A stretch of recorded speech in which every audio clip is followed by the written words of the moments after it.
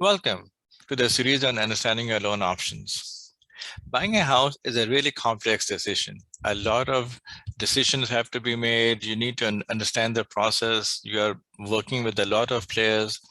There's a loan agent, there's a seller's agent, there's a buyer's agent, there's potentially an escrow officer as well. They're all supposed to be your advisor. They're all supposed to be specialists within the field, but you really have to understand they all have a vested interest.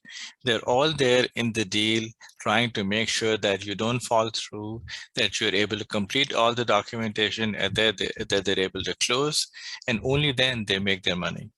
So even though they are supposed to be acting on your behalf, and most of them are acting on your behalf, but you really have to understand the whole process.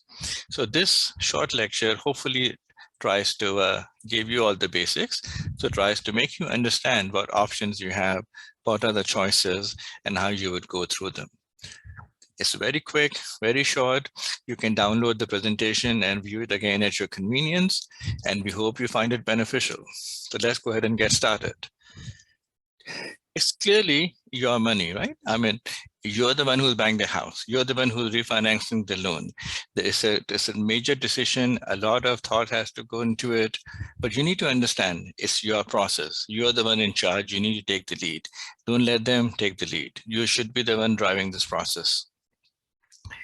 They, as we said earlier, even though they're there in the process trying to represent you and your best interest, but in reality, they've got their own best interest in mind, which means that they may steer you into an option that may not be in your best interest. So this is really up to you to understand the process, to understand exactly what your options are.